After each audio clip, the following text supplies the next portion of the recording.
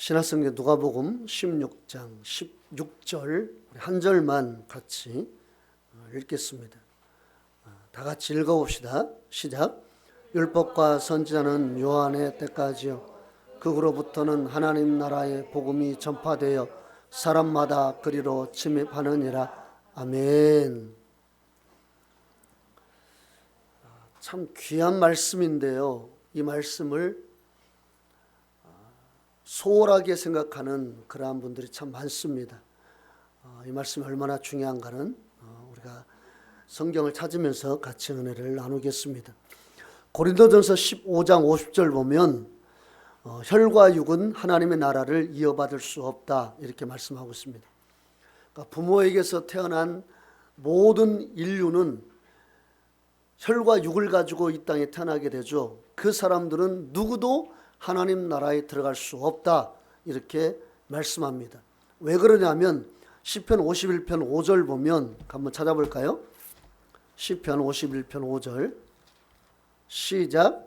제가 죄악 중에 출생하였으며 어머니가 죄 중에서 나를 잉태하였나이다. 예, 모든 인간들은 다 죄악 중에 출생합니다. 왜냐하면 아담과 하와가 죄를 지은 이후로 그 죄의 피를 모든 인류는 물려받고 태어나기 때문에 모든 인류가 죄성을 가지고 태어납니다.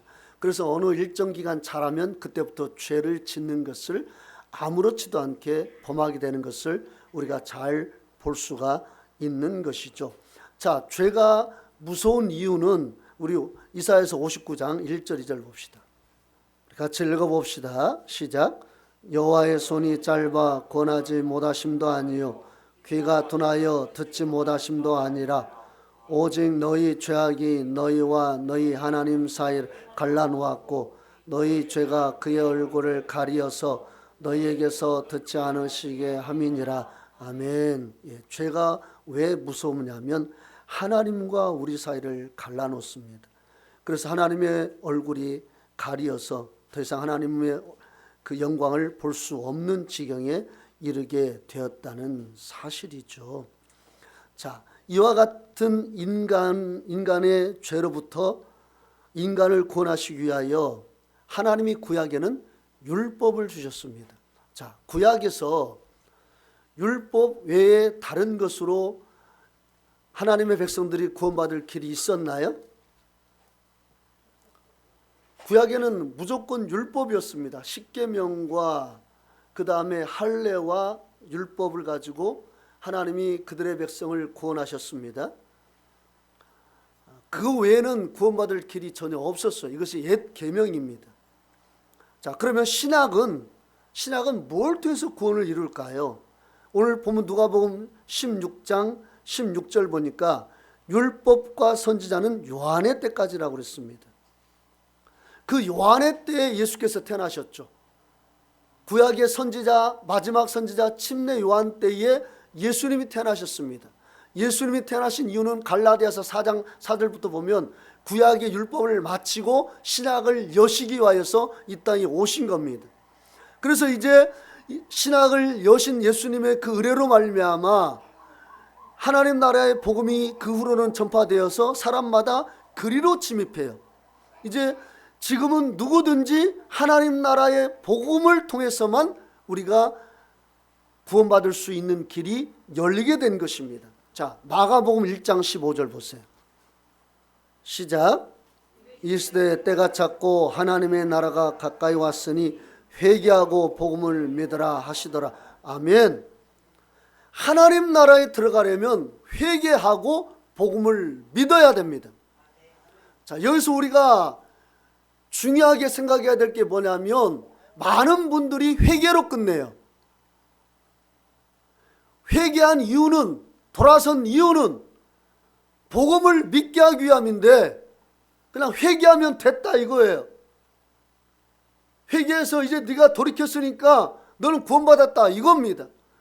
우리가 하나님 말씀과 이상적으로 우리가 전하는 말씀과는 차이가 너무나 많이 있어요. 예수님은 뭐라고 말씀하셨습니까? 때가 찼고 하나님 나라가 가까웠으니 회개하고 복음을 믿으라. 왜? 하나님 나라의 복음을 통해서 이제 모든 사람들은 구원을 받을 수 있으니까. 이게 바로 새 언약입니다. 복음은 새 언약이에요. 율법은 옛 언약이고 복음은 새 언약이에요. 이제 누구든지 회개하고 복음을 통해서만 하나님 나라에 들어갈 수 있고 하나님의 영광을 볼 수가 있는 것입니다. 새 언약을 통해서 구원의 길을 이제 열어놓으신 거예요. 그래서 예수님께서요, 승천하시기 전에 제자들에게 어떻게 말씀하셨습니까? 마가복음 16장 15절 보세요. 16장 15절 시작. 또 이르시되 너희는 온 천하에 다니며 만민에게 복음을 전파하라. 예, 온 천하에 돌아다니면서 만민에게 복음을 전하라는 겁니다. 왜요? 왜 온 천하에 돌아다녀서 만민에게 복음을 전해야 될까요? 그 당시에는 교통편도 그렇게 쉽지가 않았습니다. 다니는데도 어렵고 또 갈 때 강도와 도적의 그 위협 때문에 많은 사람들이 목숨의 위협을 겪은 것이 한두 번이 아니었습니다. 그럼에도 불구하고 예수님께서 승천하시기 직전에 하신 말씀이 온 천하 땅 끝까지 이르러 만민에게 복음을 전하라. 왜 복음을 전하라고 합니까? 복음이 우리를 하나님 나라에 들어가게 하니까. 이게 새 언약이니까.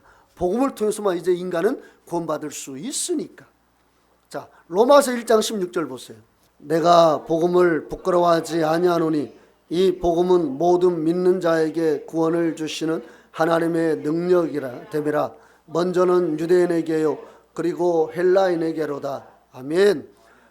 복음을 부끄러워하지 아니한다. 왜냐? 이 복음은 모든 믿는 자에게 구원을 주시는 하나님의 능력이 됩니다. 이렇게 말씀하고 있죠. 그러니까 모든 믿는 자는 뭘 통해서 구원을 받습니까? 복음을 통해서. 아멘. 모든 믿는 자예요. 그러니까 내가 예수 믿기로 작정해서 교회를 다닌다. 내가 이제 교회를 나가서 예수를 믿는다. 예수를 믿기로 작정하고 이제 교회 나가서 내가 하나님을 찬양한다. 그 모든 믿는 자는 복음을 통해서 구원을 받아야 되는 것입니다. 그냥 믿음으로 끝난 게 아니에요. 모든 믿는 자에게 구원을 주시는 게 바로 복음입니다. 자, 17절 보세요. 1장 17절. 로마서 1장 17절 읽어보겠습니다. 시작. 복음에는 하나님의 의가 나타나서 믿음으로 믿음에 이르게 하나니 기록된 바 오직 의인은 믿음으로 말미암아 살리라 함과 같으니라. 아멘. 복음에는 하나님의 의가 나타나기에 복음에 순종하면 우리가 의인이 되는 거예요. 의인이 되는 겁니다. 그래서 믿음으로 믿음에 이르는 거예요. 교회에 나오는 믿음이 있고 또 복음에 연합해서 완전한 믿음에 이르는 그러한 길이 있다라는 것입니다. 의인이 되는 그 길이 있다라는 거예요. 로마서 16장 25절 26절 보세요.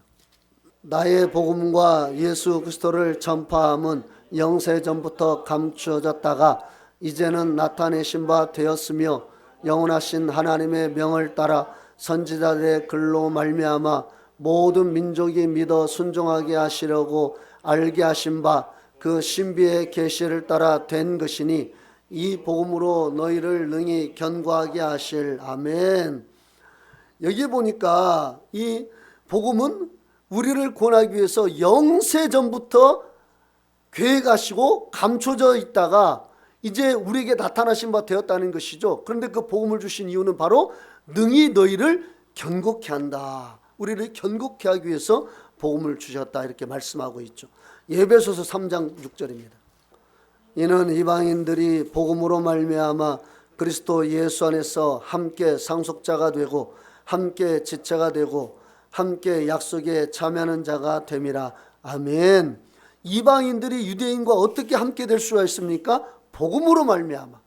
복음으로 말미암아 함께 이제 예수 안에서 상속자가 되고 함께 지체가 되고 함께 약속에 참여하는 자가 된다. 하늘에 그 속한 모든 신령한 복이 복음을 통해서 우리에게 주어지고 그 복음은 유대인과 이방인을 하나로 묶는 그러한 열쇠라는 것을 말씀하고 있죠. 그래서 사도 바울은 이 복음이 얼마나 귀하고 중요한지 7절에 이 복음을 위하여 그의 능력이 역사하시는 대로 내게 주신 하나님의 은혜의 선물을 따라 내가 일꾼이 되었노라. 복음의 일꾼이 되었다라고 말씀하고 있어요. 복음만이 우리를 구원하고 복음만이 우리를 풍성하게 하고 영원한 하나님 나라의 모든 좋은 것들을 상속받기 때문에 바로 사도 바울도 복음의 일꾼이 되었다라고 말씀하고 있는 것이죠. 디모데후서 1장 10절입니다. 이제는 우리 구주 그리스도 예수의 나타나심으로 말미암아 나타났으니 그는 사망을 패하시고 복음으로써 생명과 썩지 아니할 것을 드러내신지라. 복음이 왜 우리에게 구원을 줍니까? 복음은 사망을 패하시고 생명과 썩지 아니할 것을 드러내셨기 때문에 복음이 중요한 것이고 복음이 우리를 구원하고 복음을 통해서 하나님의 귀한 은혜를 우리가 누리게 된다는 것입니다. 그래서 11절 보면 내가 이 복음을 위하여 선포자와 사도와 교사로 세우심을 입었노라, 이렇게 말씀하고 있는 것입니다. 복음을 전할 때 때로는 선포자로서 복음을 전했고, 때로는 사도로서 복음을 전했고, 때로는 교사로서 가르치면서 복음을 전했다라고 사도 바울이 말씀하고 있는 것이죠. 이와 같이 복음이 중요합니다. 복음만이 인간을 구원하고 복음만이 인간을 영화롭게 합니다. 그러기에 우리는 하나님께서, 주 예수께서 우리에게 주신 복음 외에 다른 복음을 우리가 경계해야 되고 조심해야 됩니다. 우리가 믿는 예수님이 한 분이듯이 우리에게 주신 복음도 하나입니다. 다른 복음을 성경은 허락하지 않아요. 그러나 안타까운 것은 초대교회 때도 진짜 참 복음이 있었고 다른 복음이 있어서 사도들의 마음을 힘들게 했던 그러한 예가 있었다는 것을 우리가 성경을 통해서 알 수가 있고, 또 그래서 사도들은 그걸 통해서 아주 강하게 경고하고 있다는 것을 우리가 알 수가 있는데요. 왜냐하면 다른 복음을 쫓으면 구원을 잃어버리기 때문에 그렇죠. 우리 갈라디아서 1장 6절 보겠습니다. 시작. 그리스도의 은혜로 너희를 부르신 이를 이같이 속기 떠나 다른 복음을 따르는 것을 내가 이상히 여기노라. 사도 바울이 너무 기가 막힌 것은 이 갈라디아 교회가 그리스도를 떠나서 다른 복음을 따르는 거예요. 그걸 이상히 여긴다고 그랬습니다. 여기에 다른 복음은 이 다른이라는 원어는 헤테로스인데요, 종류가 다른 걸 말합니다. 종류가 아예 다른 복음을 따르는 것을 이상히 여긴다라고 사도 바울이 말하고 있죠. 7절 읽어봅시다. 7절 시작. 다른 복음은 없나니 다만 어떤 사람이 너희를 교란하여 그리스도의 복음을 변하게 하려 함이라. 여기에 다른은 또 의미가 다릅니다. 우리 한글 성경은 다 다른으로 나와 있지만 원어를 보면 7절의 다른은 원어가 알로스입니다. 비슷하지만 다른 거예요. 그러니까 6절의 다른은 헤테로스, 종류가 다른 복음을 허락하지 않고 있고, 7절의 다른은 알로스입니다. 비슷하지만 다른 복음이에요. 근데 어떤 사람들이, 어떤 성도들은 그 다른 복음, 비슷하지만 다른 복음을 쫓고 있는 것입니다. 그래서 사도 바울이 그것 때문에 아주 많이 힘들었고 거기에 대해서 철저히 경고하고 있는 것이요. 헤테로스도 없다. 그러니까 완전히 다른 복음도 없고 알로스도 없다. 비슷하지만 다른 복음도 존재하지 않는다는 겁니다. 그러니까 우리가 진짜 성경에서 말씀하고 있는 이 복음만이 중요하다는 거예요. 이게 얼마나 중요한지 8절 읽어봅시다. 8절 읽어보겠습니다. 시작. 그러나 우리나 혹은 하늘로부터 온 천사라도 우리가 너에게 전한 복음 외에 다른 복음을 전하면 저주를 받을지어다. 하늘에서 내려온 천사랄지라도 사도들이 전했던 복음 외에 다른 복음을 전하면 저주를 받을 것이다. 여러분, 우리가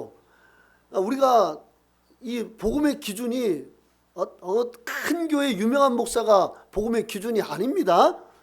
여러분 기억하세요? 아멘?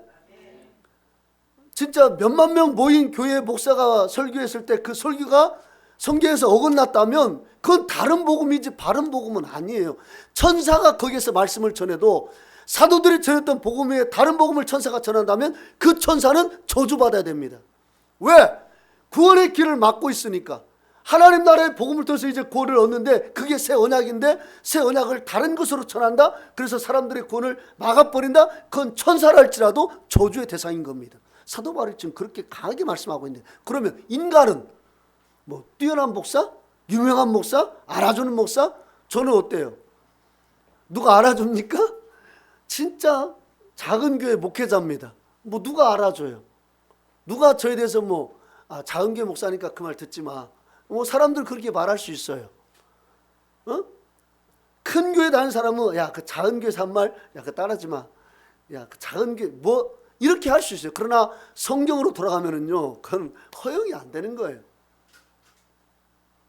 사람은 그게 통할 수 있지만 하나님은 통하지 않아요.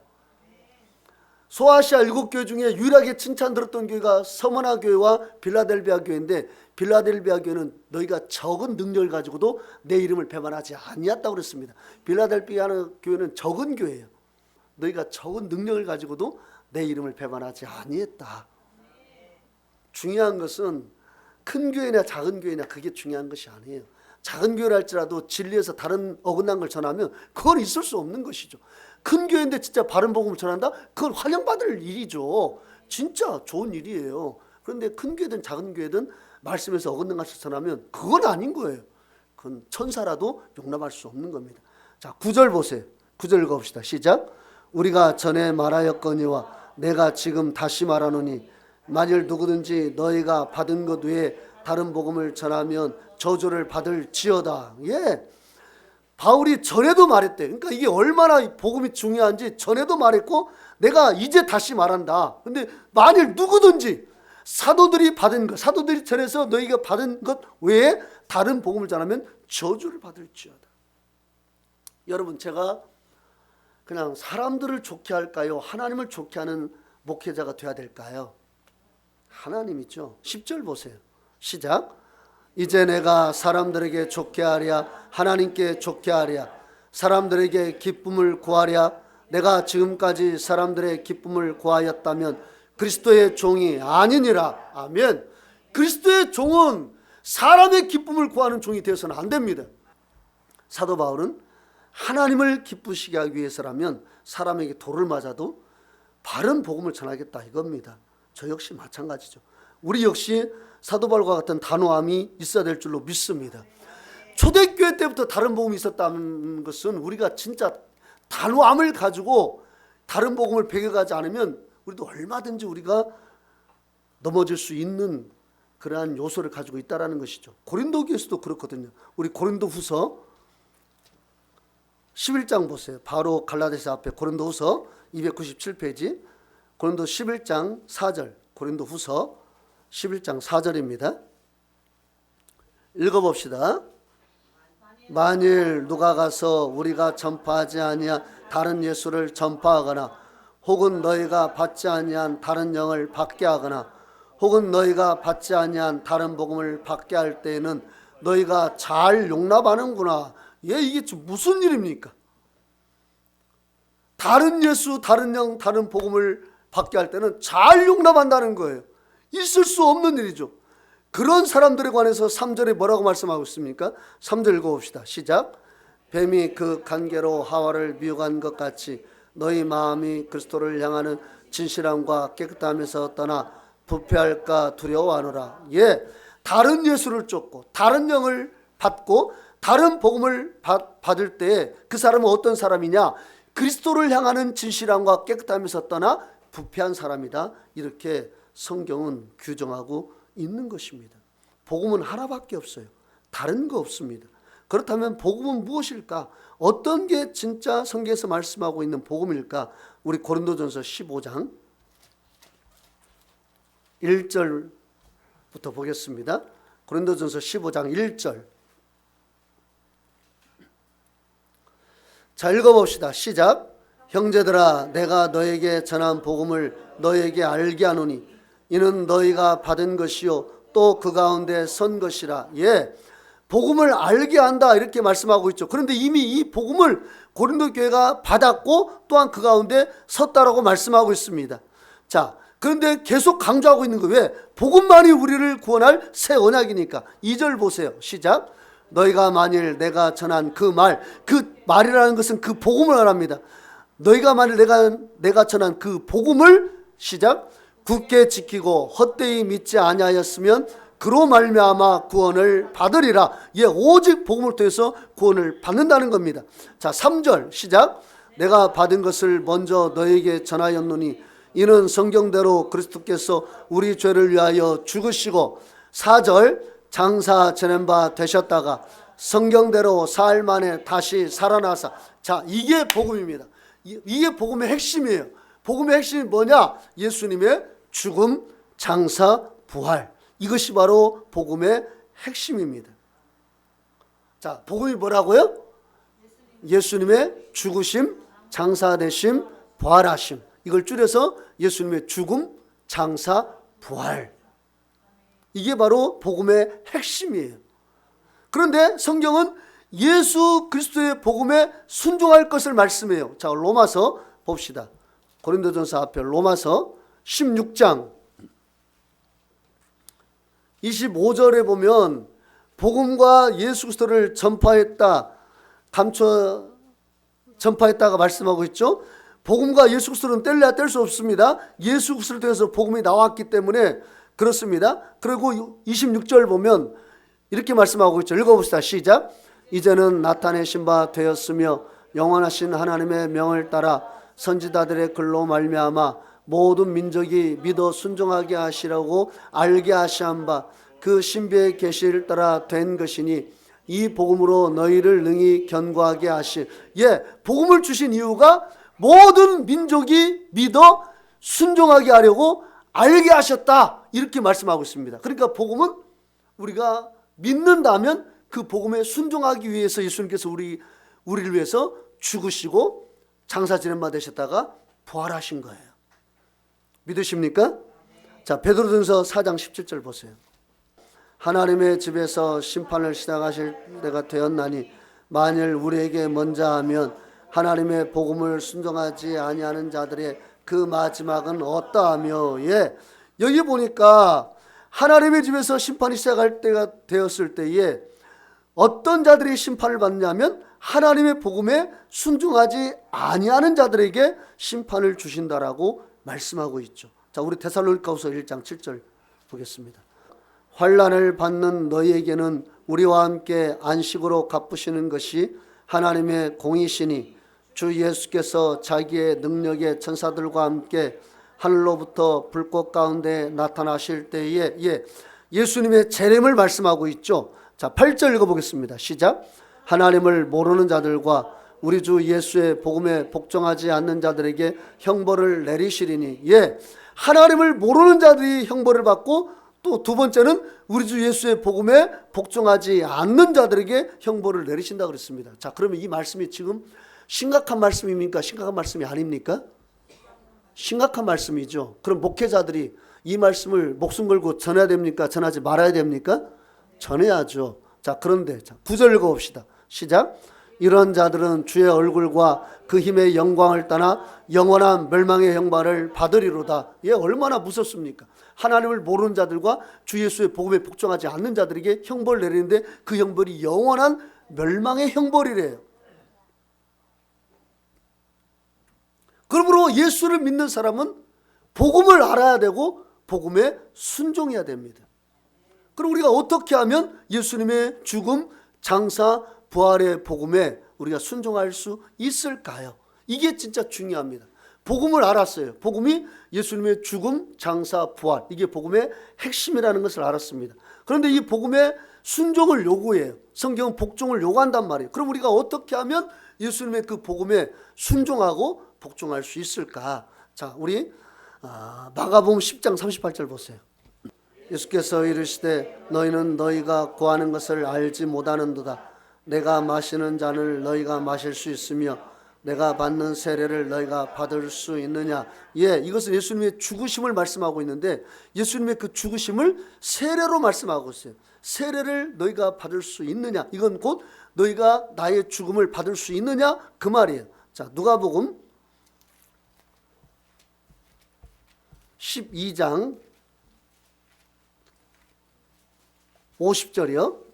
나는 받을 세례가 있으니 이것이 이루어지기까지 나의 답답함이 어떠하겠느냐. 이거 역시 예수님의 죽으심을 말씀하고 있는 구절인데요.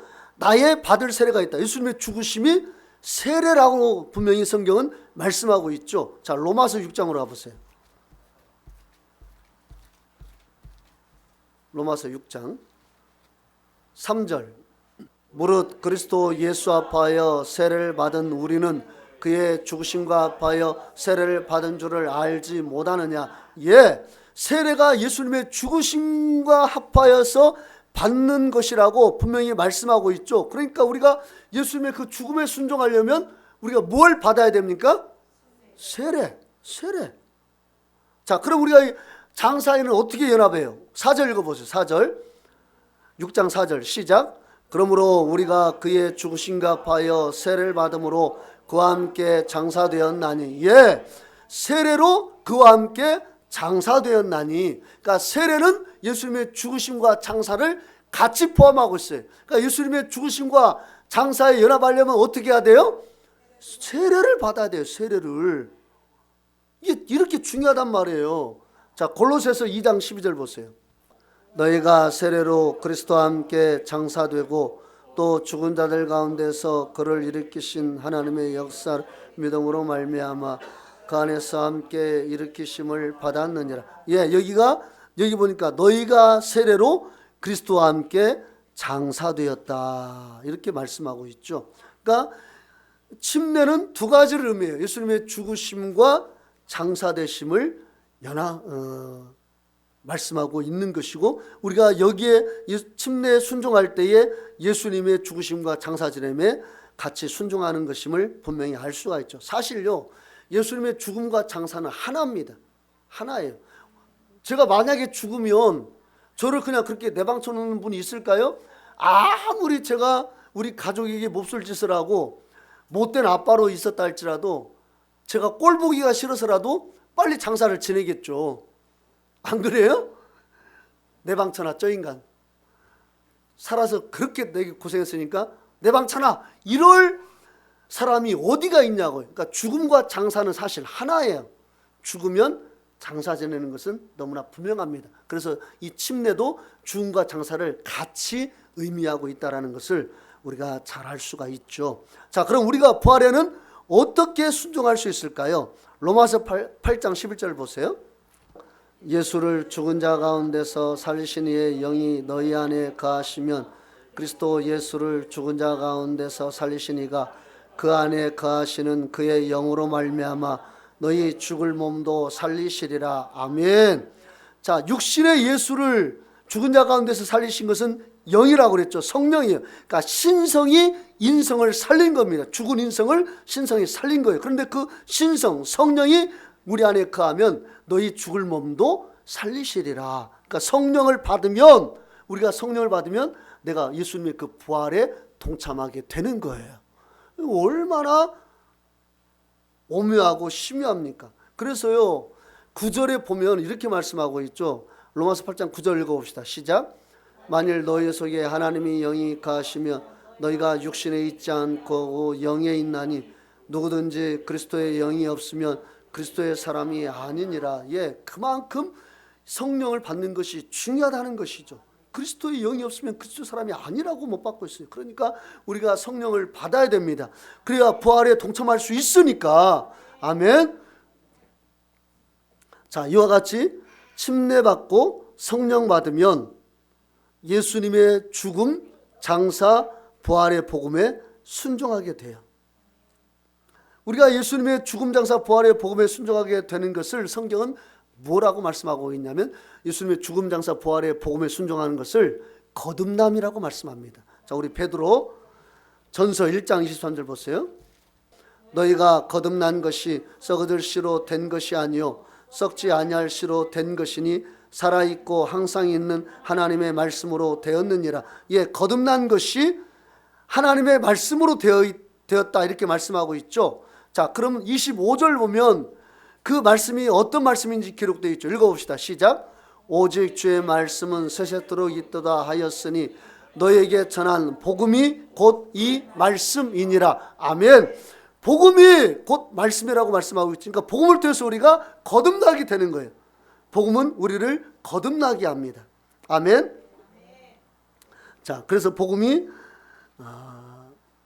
예수님의 죽음, 장사, 부활이라고 그랬는데 그 복음에 순종하여서 우리가 침례받고 성령을 받으면 우리가 복음에 순종하는 사람이 되고 그리고 거듭난 사람이 된다는 것을 알 수가 있어요.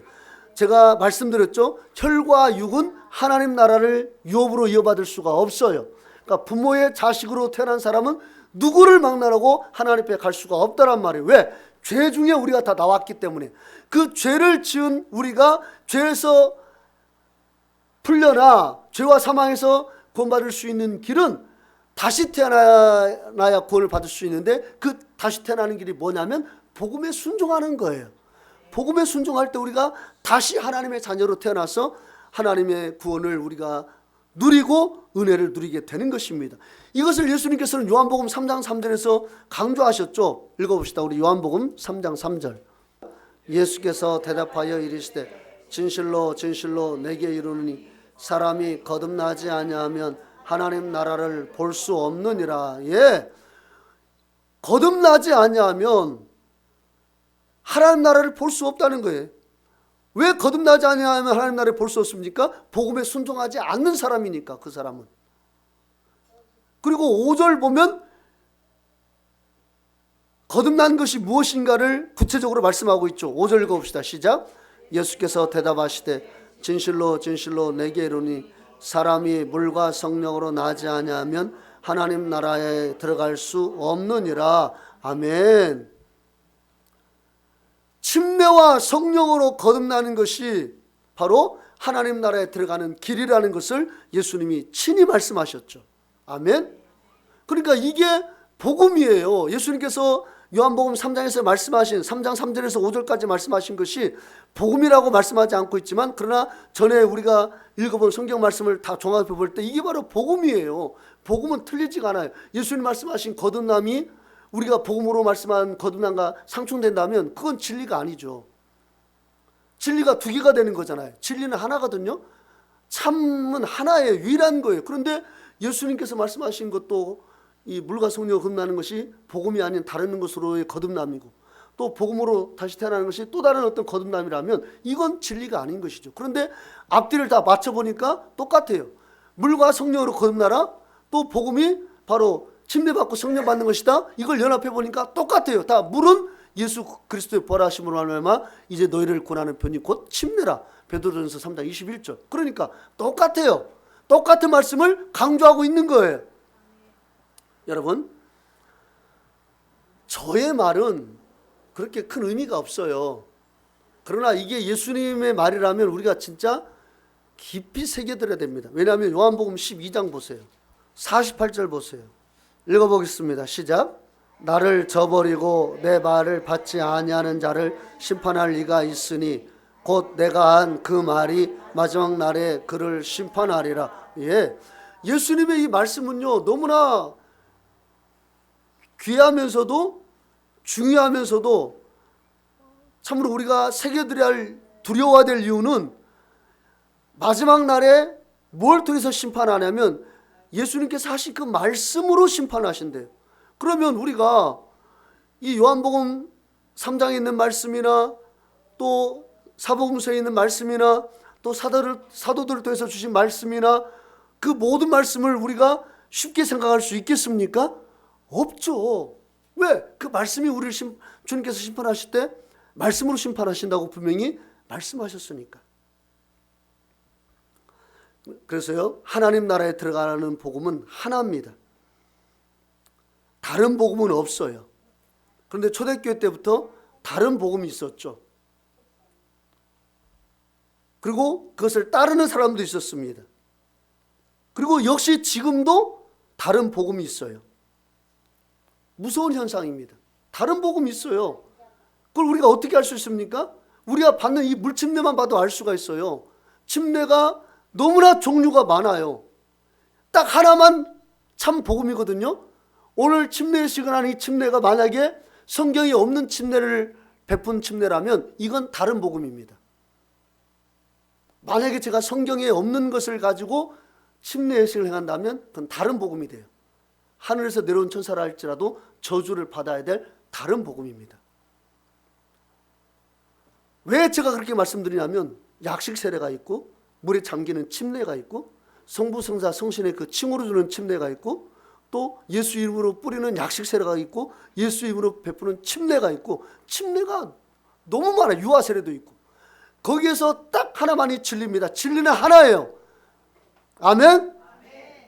자, 에베소서 4장 5절 보세요.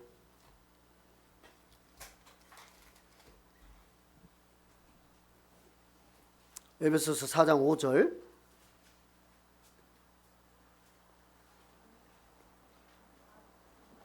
읽어보겠습니다. 시작. 주도 한 분이시요 믿음도 하나요 세례도 하나요. 아멘. 하나라고 못을 받고 있다면 그 하나의 세례를 우리가 찾아가야 돼요. 찾아야 된단 말이에요. 그게 어떤 건지. 그것만이 바른 복음이고 참 복음이고 하나님이 인정한 복음이고 하나님이 함께하는 복음이니까. 자, 그렇다면 어떤 침례가 성경에서 말씀하고 있는 침례인지 한번 봅시다. 우리 마태복음 28장 19절입니다.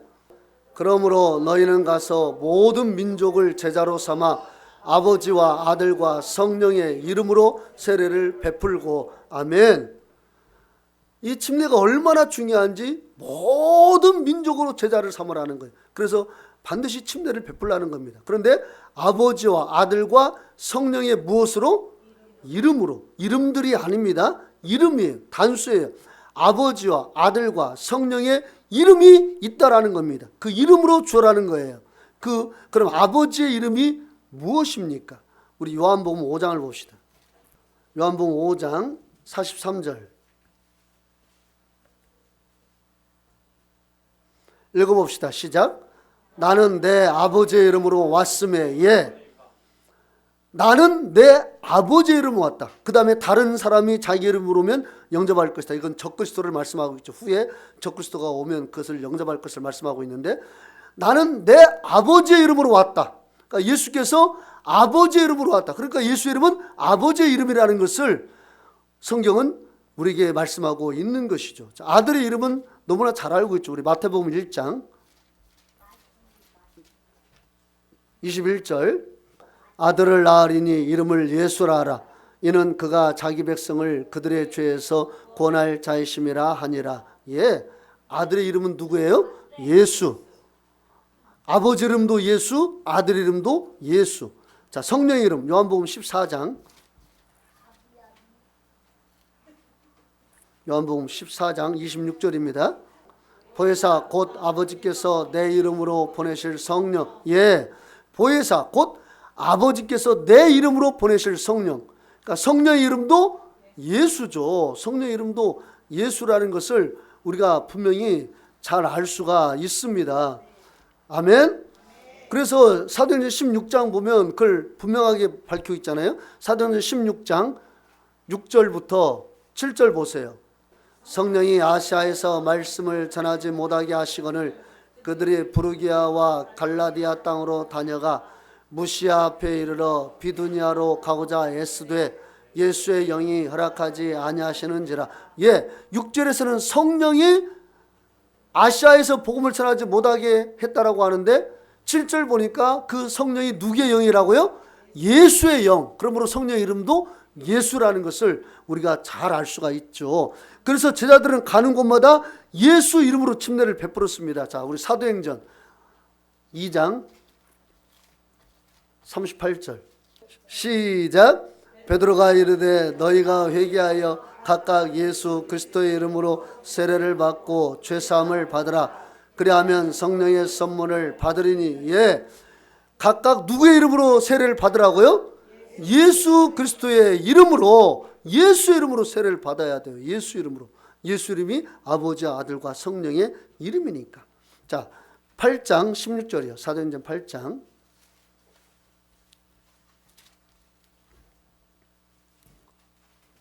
16절 읽어봅시다. 시작. 이는 아직 한 사람에게도 성령 내리신 일이 없고 오직 주 예수의 이름으로 세례만 받을 뿐이더라. 예, 주 예수의 이름으로 세례만 받을 뿐이더라.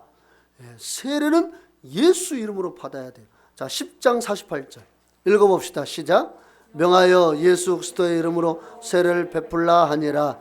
그들이 베드로에게 며칠 더 머물기를 청하니라. 예, 명하여 예수 그리스도의 이름으로 세례를 베풀라. 예수 이름으로 세례를 받잖아요. 자, 19장 5절이요. 사도행전 19장 5절. 그들이 듣고 주 예수의 이름으로 세례를 받으니, 예수의 이름으로 세례를 받았단 말이에요. 그 다음에 22장 16절. 사도행전 22장 16절. 읽어보겠습니다. 시작. 이제는 왜 주저하느냐? 일어나 주의 이름을 불러 세례를 받고 너의 죄를 씻으라 하더라.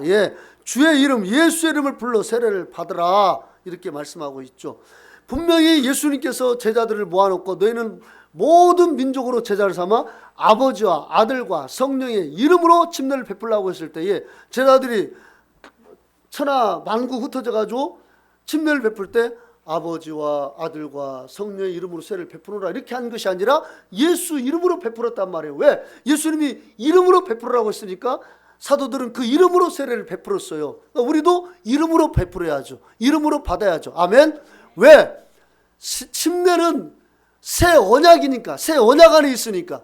옛 언약도 법이고 새 언약도 법이에요. 이 법을 어기는 것은 하나님의 말씀, 하나님의 뜻을 어기는 거란 말이에요. 그러니까 이것은 해도 되고 안 해도 되는 것이 아니에요. 그냥 좋고 나쁨 정도가 아니라 이건 완전히 법이란 말이에요. 완벽히 완전히 그 뜻대로 순종해야 될 말씀이란 말입니다. 우리가 법으로 갈 때는요, 항상 그 이름이 들어가지 칭호가 들어가지 않아요. 아무리 저희 딸이 저를 존경한다 해도 제 이름을 거기다 기록하지, 존경하는 우리 아버지 이렇게 기록하지 않아. 이건 의미가 없어요. 반드시 이름이 들어가야 돼요. 법적인 것은 반드시 이름이 들어가지 않으면 효력이 없어요. 여러분이 만약에 집을 산다? 집을 살수록 분명히 거기다 여러분 이름을 적죠.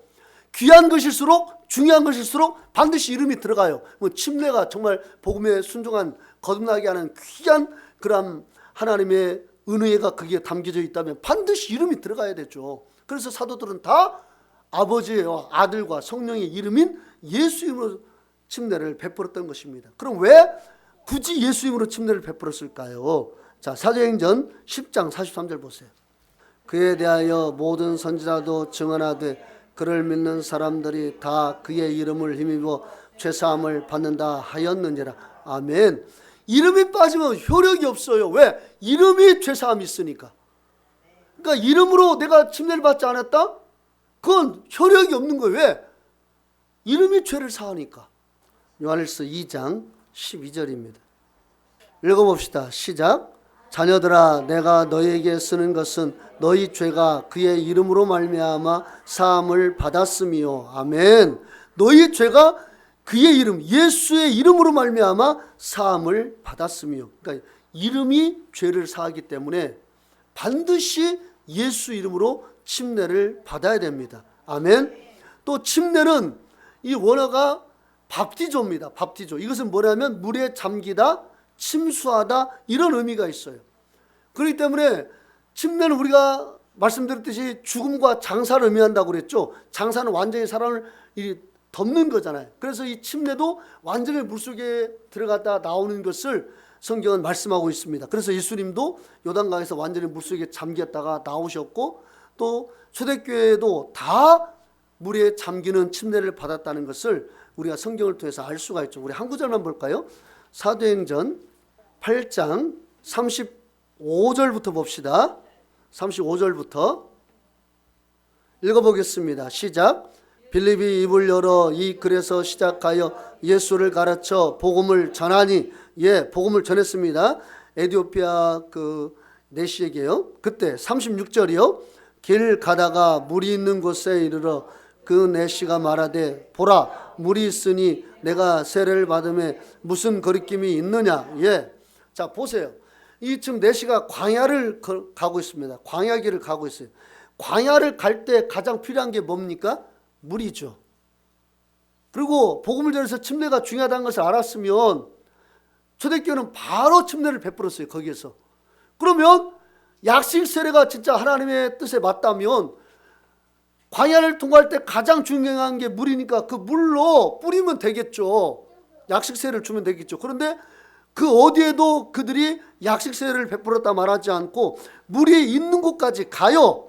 물이 있는 곳에 이르러 그 내시가 말하되 내시가 먼저 말해. 야, 물 있으니까 내가 침례를 받는데 무슨 거리낌이 있느냐. 그러니까 내시가 빌립 집사를 통해서 복음을 듣고 마음이 동한 거예요. 야, 이렇게 침례가 중요하다면 내가 빨리 받고 싶은데 광야니까 물이 없잖아요. 그러니까 계속 가는 거예요. 어디까지? 물이 나올 때까지. 그래서 오아시스를 만나니까 거기에서 물이 있네. 빌립 집사님 물이 있어요. 나 빨리 침례 주세요. 그런 거란 말이에요. 그러니까 38절 읽어봅시다. 시작. 이에 명하여 수레를 멈추고 빌립과 내시가 둘 다 물에 내려가 빌립이 세례를 베풀고, 둘 다 물에 내려가 빌립 지사가 이 내시에게 침례를 베풀고, 39절 시작. 둘이 물에서 올라올새, 둘이 물에서 올라왔다. 침례를 받았단 말이에요. 성경에서 말씀하고 있는 침례는 단 하나, 예수 이름으로 받는 물침례밖에 없습니다. 다른 거 허용하지 않아요. 다른 것은 다른 복음이에요. 다른 예수고 다른 복음이고 다른 영이고 다른 거예요. 허용하지 않아요. 성경은. 만약에요, 진리가 조금이라도 허용되면은요, 그때부터는 완전히 산으로 가버립니다. 성경에 있는 그 진리 말씀이 그냥 인간적인 생각으로 좀 이렇게 해도 되겠지 하면서 조금을 허용해버리면 나중에는요, 그게 그냥 완전히 아무것도 안 돼버리는 거예요. 뭐 부처를 믿어도 구원이 있다, 뭐 공자를 믿어도 구원이 있다, 이렇게까지 돼버리는 겁니다. 그래서 성경은요, 아예 원천적으로 차단해요. 허용하지 않아요. 진리를 어느 것도 허용하지 않아요. 허용하면 다 벌어져 버리니까, 다 망하니까, 예수를 믿어도 구원에 이르지 못하니까. 그래서 아예 성경은 처음부터 끝까지 예수님이 전했던 복음, 물과 성령으로 거듭나라는 거예요. 사도들이 전했던 복음, 침례받고 성령 받으라는 거예요. 우리가 전하는 복음 뭐가 되게 되겠습니까? 물과 성령으로 거듭나는 복음. 자, 에베소서 2장 보세요. 에베소서 2장 20절. 너희는 사도들과 선지자들의 터 위에 세우심을 입은 자라. 그리스도 예수께서 친히 모퉁이 돌이 되셨느니라. 아멘. 너희는 사도들과 선지자들의 터 위에 세우심을 입은 자라고 그랬습니다. 그러니까 오늘날 교회도 똑같이 사도들이 전했던 복음, 사도들과 선지자들이 전했던 그 복음, 사도시대에 선지자도 있었습니다. 이 말씀을 전해왔던 사도들도 있었지만 그 당시에 또 선지자들도 있었어요. 이사야서 읽어보면 그 사도들과 선지자들이 전했던 그 복음의 터 위에 세우심을 입는 것이 바로 주님이 기뻐하시는 참된 교회고, 21절 보면 그 안에서 건물마다 서로 연결하여 주 안에서 성전이 되어간다, 이렇게 말씀하고 있는 겁니다. 그러니까 교회는 사도와 선지자의 터 위에 세우심을 입어야 됩니다.